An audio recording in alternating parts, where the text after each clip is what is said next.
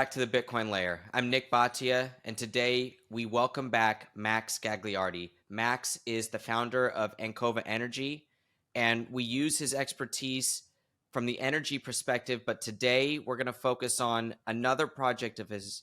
It's the Mountain Fork Vacations. He has a Mountain Fork property in Oklahoma. Max, thanks for coming back to the Bitcoin Layer.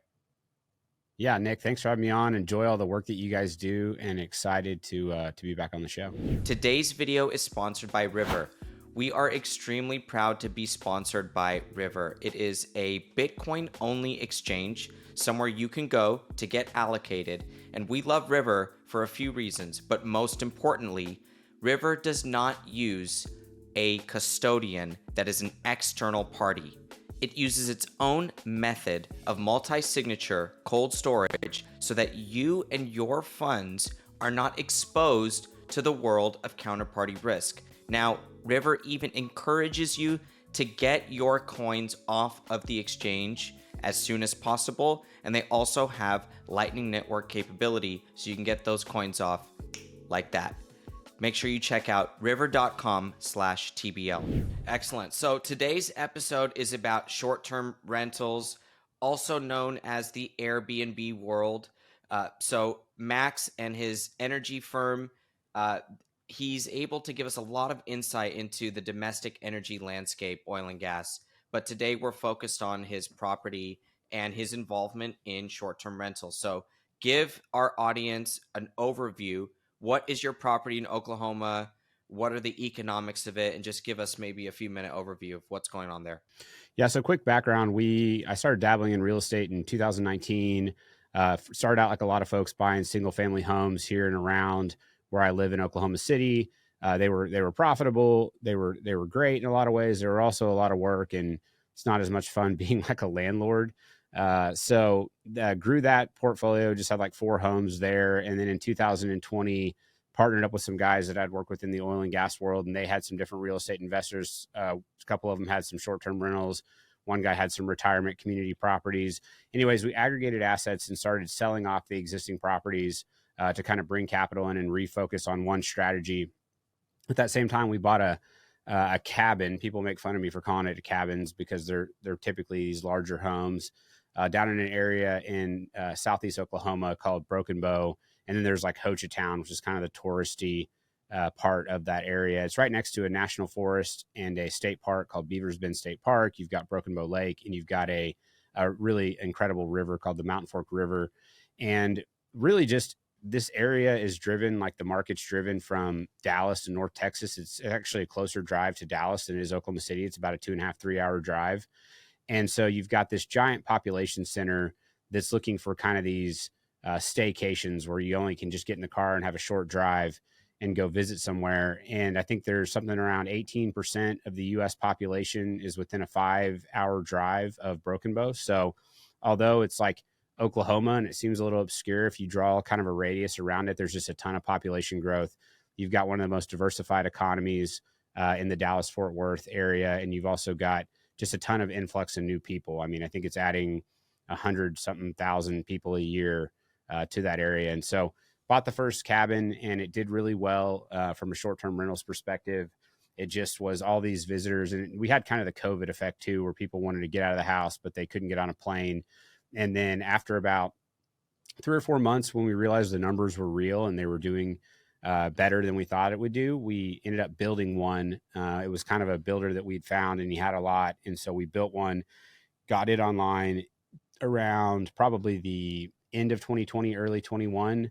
And the first 2 that we had just did phenomenal. But we also saw that the run up in price was going on in terms of the assets down there, just as like many things were during that time with the money printer and the low interest rates. And so decided to take the winnings from those and just sell them because it'd gone up so much in value. And so we waited till a year. We get long-term capital gains. We sold those 2 properties. And then we had cash come back into the company. We also had finished selling off the other properties in our other portfolios and aggregated it. And so what we wanted to do was get some more scale with the short-term rentals. We also felt like we had learned a lot from the first couple and wanted to apply the things that we've learned. And then we raised a little friends and family private equity fund to go deploy into a few more cabins. And the other thing that we found was that building was way cheaper than buying retail. And I'm talking 30 to 40% potentially cheaper than where these homes were being priced at. It's still today, building is way cheaper, which is counterintuitive in a lot of markets. A lot of times replacement costs are higher. Where we're at is it's cheaper if you take the time to go upstream and actually get the land and then build the home. There's a lot of margin there to be made in lowering your cost basis. And so in real estate, I think cost basis is kind of king, and it's your entry point, right? So did that, and at the same time, we always just loved the idea of buying raw land. And there was this amazing track on the river, which is a really difficult place to get land. It's mostly everything kind of north of the Highway 70 bridge, which is where the river crosses a major highway, is basically National Forest and State Park. And then everything south of that is a lot of small tract owners, or people that have had it for generations that don't really sell. And so we were able to get a 140 acre property from an off market seller, negotiated that deal, and bought about a mile of riverfront. And we have now been, the last year, subdividing that and selling those lots off for people to come and build their own homes. We'd love to build some homes of our own on that property as well. The existing properties we have are kind of north of the state park. This is south of it. So we've branded it all Mountain Fork Vacations, just because we love the river, and our development's called Mountain Fork Resort. But that's where we are today. And I'm happy to share, my thoughts about the STR market in general, about our market, or just any way you want to take it. Yeah, we will. We're going to get into your thoughts on the STR market from a larger perspective, but I want to stay with your property for a few minutes. So 140 acres, 1 mile of riverfront property. And I want to talk about the difference between developing the houses to sell them versus developing for the STR market. So just break down how you're approaching that cost benefit there. So there's a lot of ways to look at it. I mean, I think subdividing the land and selling off the lots is a great way to generate an economic return on the land. And so it takes some work up front, and we're very close. We've got utilities should be finished, knock on wood, here at the end of this year. We're finishing up the trunk lines for the water, the electric, and the fiber internet that will be out there. And so the path of least resistance is to, just sell the lots, and people come in and they can, build a house on it. There are some covenants of what they can and can't do, but it's pretty friendly, with the idea being that most of the buyers are either second home buyers, or they want to build a cabin to rent it for an SCR. I think the interesting thing, though, is that because the build economics are so favorable right now, even with higher interest rates, contractors are getting really hungry. New builds have slowed way down. And so you've got the ability to get a very competitive price on a new built home. And I think that when we look at, especially on our most valuable acreage, which is the waterfront acreage, we can see the economics. And it's like, if someone, you're selling it to somebody, they can go build a house. Well, they have all this margin that they can make. I mean, equity kind of day one, that if they want to, they can rent it out and use it as a vacation rental. They can use it as a second home, or they could just list it on the market and be extremely price competitive. You could basically undercut where most of the listings are in the area and still make a nice profit with it. And so part of us is like, to use an oil and gas analogy, it's like we're selling off our best acreage, and we'd rather drill some wells. Maybe you don't drill wells on all your best acreage, but that it's really prolific, and there's just not much waterfront available. And so we've got these amazing waterfront lots. We've sold off approximately 10 of them, and we've got about 14 left. And it's like, man, it's hard for me to want to sell all the best stuff and not hold some of that back. And so I think that there's obviously more capital, which in some ways is more risk if you go build a house. I mean, to go build a couple houses is almost the same amount of capital it is to buy the whole project, right? So it's the capital for homes is more, so you're going more risk on. But the fact that you have all these different levers that you can pull, you can rent it, you can list it for below market comps. You've got this really attractive water feature and these really unique lots. And so that's what we're battling with, is do we continue to sell off what we've subdivided, or at some point do we kind of hold it back and say, hey, let's maybe go raise some capital to go build a few ourselves? So part of the demand economics here is the potential for great STR properties, but where you are in the supply chain is still in the raw land as component there, with, again, the option to retain, build, either build to sell, build to rent, build to short-term rent. And so that's kind of where you guys are in the sector.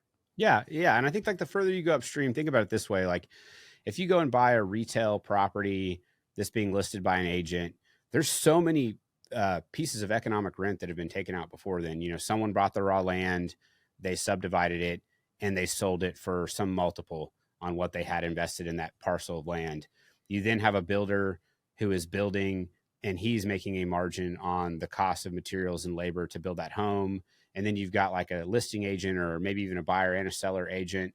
They're taking anywhere from 3 to 6%. And so then now you as an investor are getting this property. There's been all this economics that have been taken out by these different agents along the way.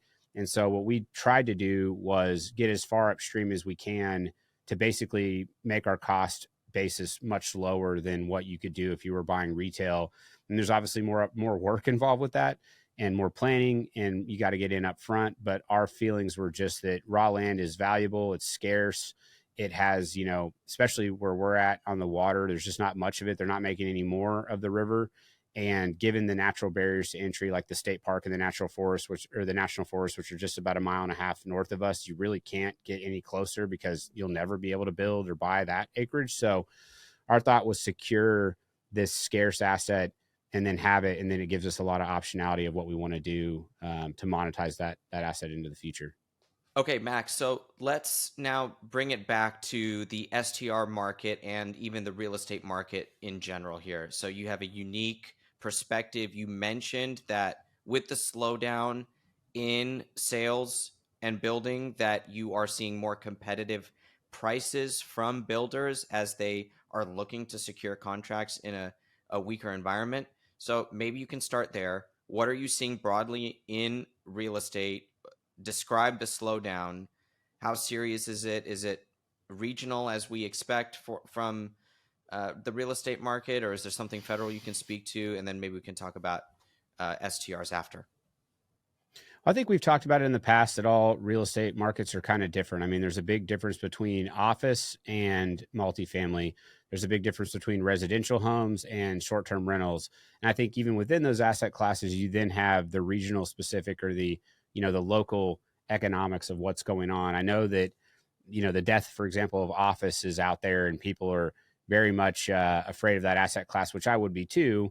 But I also know that there's still new office buildings getting built or existing buildings getting renovated. And I know some folks that have had success even this year in getting buildings leased up. And so I kind of like to caveat everything with, you know, it's an asset class that is extremely diverse and multifaceted. And there's all these different variables that can affect a specific asset. I think what we've seen broadly is that the multifamily side has a lot of new apartments that have been starting and they're going to come online, especially even in our area. And so we'll see if the rents they can achieve or what they've forecasted. I think, again, on the office side, it's kind of the haves and the have-nots. I know there's some buildings that are still well occupied and are commanding great rent and even rent increases. But you know, I think those two, I think, are struggling more just given the demand or the supply that's come in, and then what happened with work from home. You know, anecdotally, and I'm not involved in all these, so I'll just tell you some of the anecdotal stuff I've heard. I think self-storage has been a little soft. I know that it's very much driven off of the real estate market in terms of residential homes. So the more churn that's going on with residential, I think helps self-storage. Because people are moving in and out and they need a place to store their stuff. And so I've heard from some folks, some friends of mine that are in that space, that it's been slower for them. I mean, obviously, rising interest rates affect all of these. And I think this is an important point for STRs, is that most of these projects or properties have a net operating income calculation, and that is greatly affected by the cost of borrowing. And so your net operating income typically is then translated into what they call a cap rate. And then you look at where cap rates are at and you want those to be above the cost of borrowing. And so as the cost of borrowing goes up in combination, whereas if your rents are coming down, it effectively lowers the value that someone would be willing to pay you for that property. And so that is it can have a big impact in times like these. The other thing is that guys have redetermined debt that's coming up and they have to switch it to a higher interest rate, which then lowers their net operating income versus what it's been historically. I've heard, again, anecdotally, that the industrial space is still doing pretty well. I actually went to breakfast with a broker here in town in Oklahoma City that does a lot of work in Texas and Oklahoma. Still a lot of deals getting done. He said it's obviously slower. He said that their deal flow is around 30 to 40% less than what he had last year, but there's still deals transacting, and there's still folks getting aggressive for really high quality industrial properties. There's still new industrial properties getting built, and it does seem like there's still a supply shortage, at least in the markets that he was working, which are Texas and kind of the Oklahoma and adjacent states. And so I think that all these markets are going to be impacted by higher rates, but there will be winners and there will be losers. To pivot back to short-term rentals, the interesting thing there is that, and we can get into what's going on in that market, but the nice thing about it is that there are economics and there are also emotional decisions, right? Like if you have a really high net worth person who wants a second home, they know they can rent it. That's great. And maybe they make a little money. But for example, the last home we sold, one of the biggest ones we've ever built, was just a cash buyer that came in and he's, hey, I'm a cash buyer. I want this place for me and my family, and I want to rent it when we can. That's great, but we'll probably use it a lot. And so the nice thing is that when you're catering to that type of demographic, it's not just numbers alone. The numbers can pencil, and that's important, but it's also folks that truly want it as a vacation rental or as a second home. And the rental side of it is just kind of the gravy. It's like they don't need it, but they'll take it if they can get it. And so it gives you more of an exit or more of an opportunity to monetize that's not just based on cap rate and net operating income, if that makes sense. Yeah, it does. And so let's talk about then, you talk about winners and losers. Let's focus on where you see weakness, and you can go across sectors. So you say industrial is doing pretty well, office, not so much, but more localized. Some cities are doing terribly right now versus others. So where are you seeing the weakness? We know rates are high. We know certain loans are resetting. We know it impacts valuations. We know there are going to be some forced sales. We also know that there are defaults in commercial real estate loans that are starting to really tick up, and I lost you. enormous write downs on valuations of buildings, or actual sale numbers that are coming through that are 30, 50% markdown. So where are you seeing the weakness? Where do you see recession indicators outright looking across? Talk to us about that. Well, I think the weakness is, and maybe we mentioned this on a prior episode, is really in these COVID states that did a lot of the shutdowns. And also you've got states and areas where prices were just astronomically high, and they had been so high. And now that, coupled with the work from home phenomenon on the office side, things have really come back down. I think that a lot of industries where you have the ability to work remote. So for example, in tech, a lot of the tech side of things, you can essentially have your workers, log in and work remote. Maybe more traditional industries where folks were used to being in the office and they're coming back. I know in oil and gas, there's not as much work remote that goes on. A lot of oil and gas companies had their folks back in the office in the summer of 2020. And I think there's just kind of that more traditional old school mindset. And I know that there's probably other industries as well. But, generally the folks that don't either value that in-person face-to-face time more, or they're more old school industries, or they really have a need for folks to be together face-to-face, that's where you're seeing office buildings still staying relatively occupied. In these industries where it can totally be done remote and it's more of a culture of remote work, I think you're seeing the offices being less full, and also these COVID cities where they had these prolonged shutdowns. In Texas and Oklahoma, it didn't shut down that long. I know a lot of the other Midwestern states as well, and even places like Florida, they were pretty less strict, I guess, when it came to the COVID lockdowns. And so therefore people got back in the office earlier, and then folks and companies decided to either extend those leases or continue to have people work in those offices. So that's kind of how I look at it. And I'm not like an expert on which areas are the worst. We see all the tweets about San Francisco and some of these areas, but I think if it's a COVID type city that really locked down for a long time and it's got workers that have the ability to work remote, then I would be a little on guard. In terms of the winners, there's still big growth areas. I mean, talk about Dallas, the DFW area. I mean, it's just so many people coming in, so many companies moving in, such a diverse economy. It's not focused on one sector, right? I mean, when oil and gas is down, Oklahoma takes a big hit because it's a massive piece of our economy. Whereas, in DFW, you've got finance, you've got oil and gas, you've got tech, you've got real estate. You've got all these different industries, a lot of manufacturing in Texas as well. And so you just have it can be spread out more. And then the main thing is, like, if you look at, take like the classic example for how to calculate GDP, you've got capital and labor. Well, you've got a ton of capital and a ton of labor in terms of people moving into Texas and some areas like that. And so I think that's going to really help them as well. In terms of residential, it doesn't seem like home prices have come down a ton. I mean, they've gotten softer for sure. I think days on the market has extended, but I mean, like, new home builders, at least in our area, are still selling houses. We've got a development coming up right next to my neighborhood, and they've been throwing some homes up, and they're selling at a pretty high price per square foot.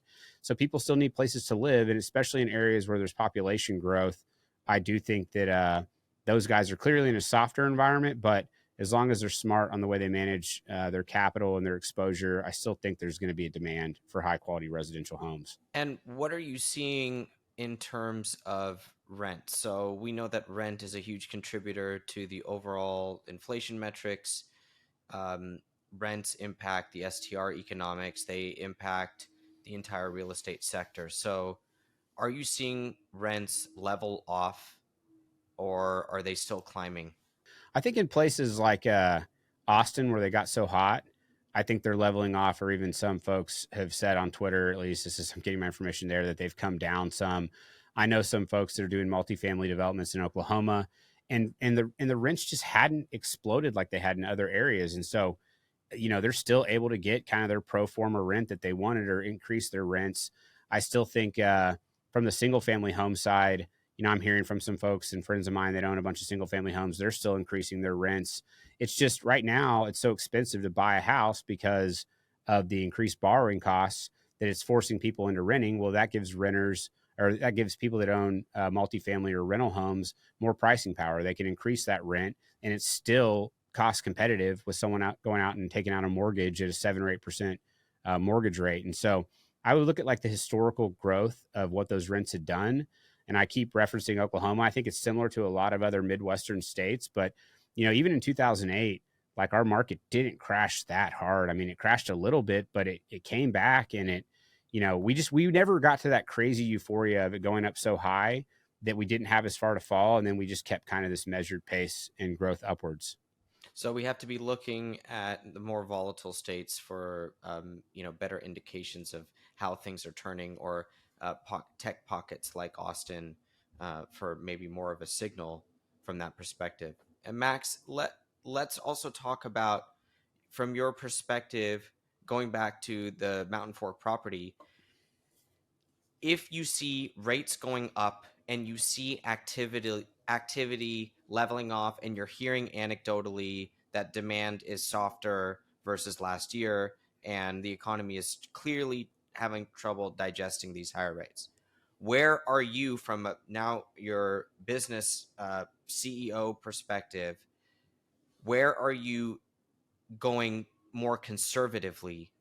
What are you doing that is different today than 24 months ago about your attack plans from a business strategy perspective? And we have a lot of business leaders on this show, and the business leaders are the ones that are impacting the economy in terms of hiring, firing, investing, or saving.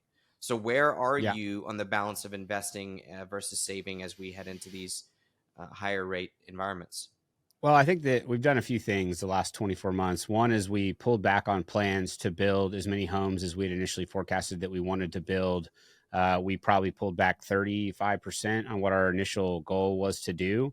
And there really wasn't anything at the time showing us that that was the right call. In fact, economics were I mean, everything was still kind of booming, but we were worried about the looming increases of rates, and then the new supply of homes. And so we said, you know what, let's sell off some of the lots that we'd had in our fund and bring cash in onto the balance sheet. The other thing that we did was we sold one of our crown jewel properties that we really, I mean, we got a fantastic return on it, but what it did was it brought in a lot of cash.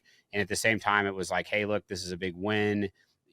I'd really have liked to, it'd be nice to just hold some of the best ones for a longer period of time. But ultimately, in this environment, when you see a win, you take it, because when things get, if there's a recession that may happen, it's like, hey, you want to be taking the wins as they come.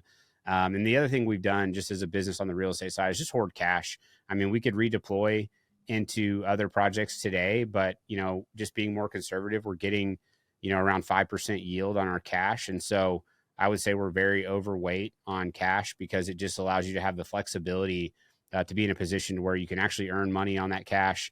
And then you can also be opportunistic. If there is a good chance to sell a property, that's great. You can sell it. But at the same time, you're not forced to do anything. And I think that all the advice I've gotten from other folks that have been successful in real estate over the years is just always have that cash cushion and have that money available. Number one, it allows you to have the peace of mind to know that the business isn't on any shaking footing. The other thing is it allows you to be opportunistic when those opportunities do come up.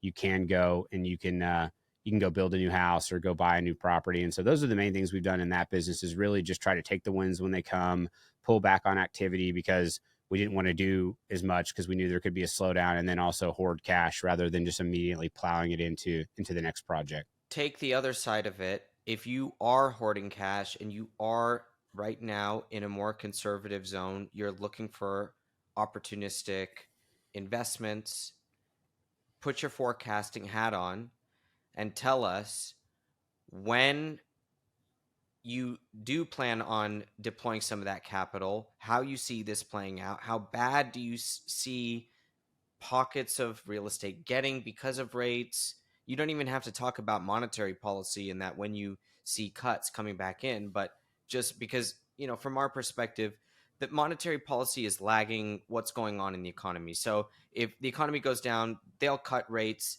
but rates will already have come down in the market. Mortgage rates will have come down, and it'll turn the economics of a certain property from negative to positive before the Fed even got there, right? So without the Fed, without rate cuts, how do you see the next couple years playing out from a real estate perspective? Are you looking to deploy that cash within the next couple years, 6, 12 months? How are you thinking about that right now?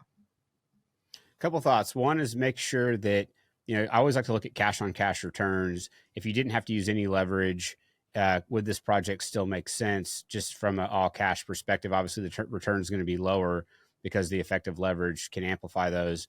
And that's one way to look at it. The other way to look at it is, does it make sense at these rates? So if you are going to borrow money, is this asset going to cash flow?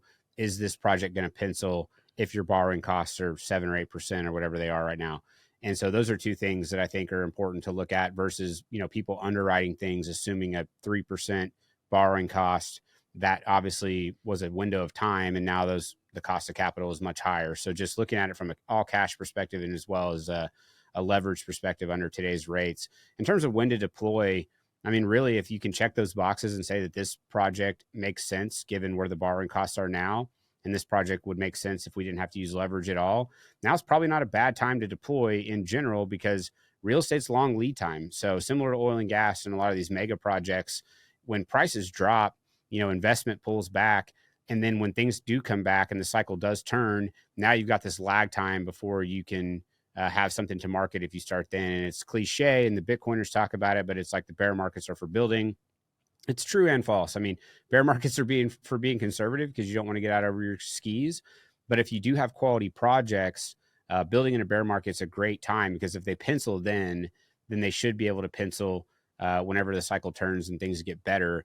And from our perspective on deploying, we're hyper focused on cost basis. It's like, can I get in for a cost basis that is much lower than where I feel like retail could be, where it's certainly where it's at currently, where it's been in the past, and how much room do I have? What's my competitive advantage? So there's different competitive advantage. It could be your location, which if you're in other types of commercial real estate, that's a huge deal as well. So where is this located? For us, we've got the very rare riverfront property, and so the location is advantaged.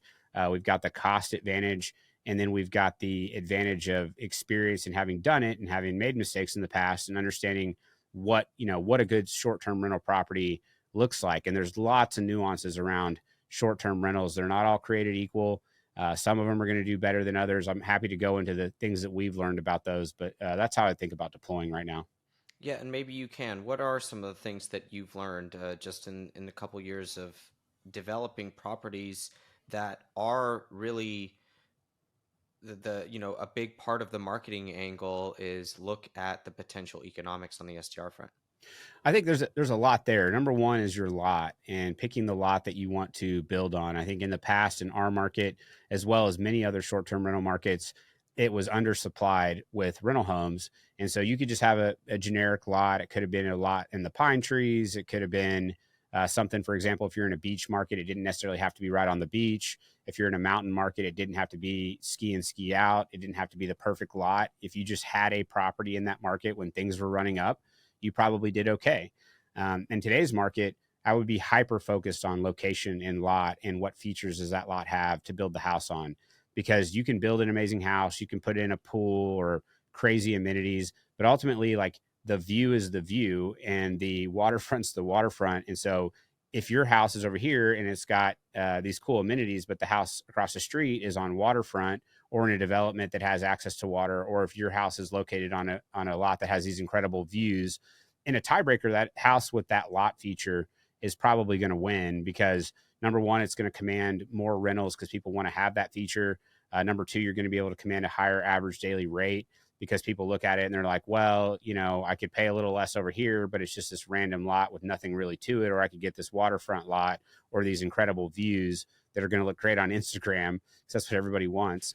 And so they want to go and they want to pick that better lot. I think in terms of actually the house that you're building, when you go to build it, there's a lot to think about. I mean, I think people get caught up on total square footage and they want to price things on square footage. And in residential, you can maybe do that. And I think in the past with STRs, you could have probably done that as well. Today, I would very much focus on master bedroom count and master bathrooms. And so one house that we had, the first one that we built, the second house that we got, it was like a 4,200 square foot, but it was 4 bedrooms and it had a big bunk room. And then we had like this second game room area and the second living room, and it was awesome. And the house did really well.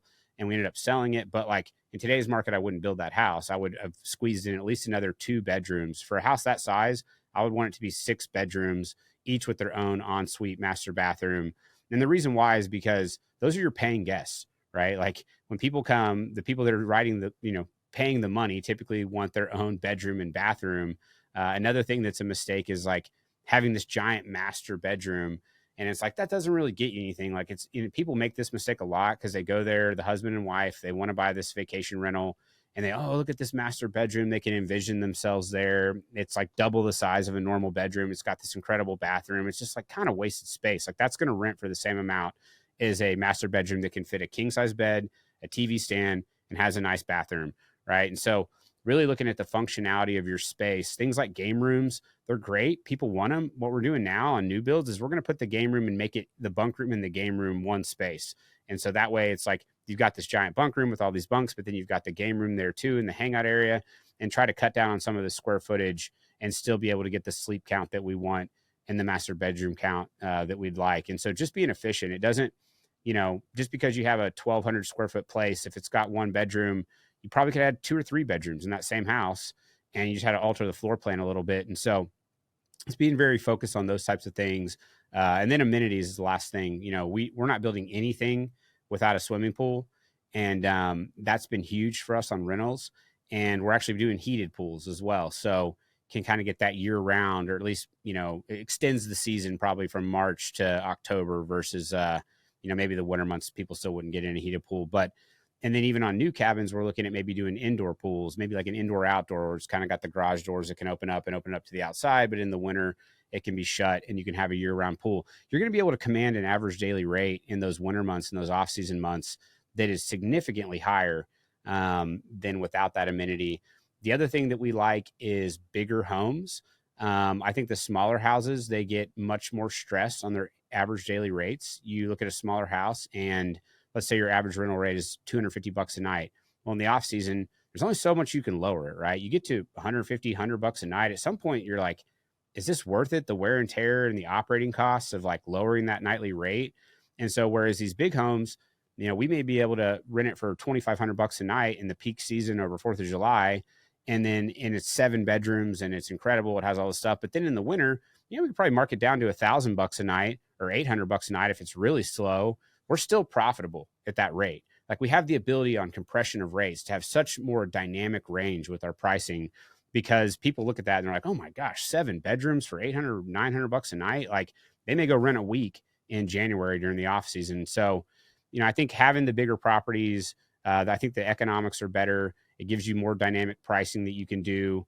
And you also get economies on your build costs, right? Because the lot cost, the land is basically a fixed price. And so if you're building 1,000 square foot house, that price per square foot just for the parcel of land that you had to buy is going to make up way more of the capital stack and the cost basis versus if you're building a 5,000 square foot house on the same size lot, your price per square foot for the land is much smaller, which gives you even more economics. So just things like that. I mean, there's a ton of them, but that's just some of the stuff that we've learned from doing this. Max Gagliardi, founder of Ancova Energy and newly real estate short-term rental vacation property extraordinaire as well. Max, we really appreciate your time and breaking down the economics of real estate development as well as the short-term rental industry. Appreciate your time. Make sure to tell people where they can find you and your Oklahoma project. Yeah, if you want to find me, it's Max_Gagliardi at Twitter or X, I guess now. I said I'd never call it that, but I guess I will. But or if you want to find the short-term rental stuff, it's our Instagram handle is at Mountain Fork Resort, and or you can type in Mountain Fork Vacations at both. They both pull up. But we've got a bunch of really cool videos there that you guys can check out, and there's also links there to book one of the places if you'd like to book one, or if you're interested in looking at a lot and seeing what you could build. You can go to mountainforkresort.com to book the homes. It's mountainforkvacations.com. Max Gagliardi, thanks for joining us here at the Bitcoin Layer. Thanks, Nick. Make sure you check out river.com/TBL for all of your Bitcoin exchange needs. We love River and the way they operate. They use their own multi-signature cold storage solution so that your funds are not held on a third-party custodian's balance sheet. Thanks again for checking out the Bitcoin Layer. I'm Nick Bhatia. We'll catch you next time.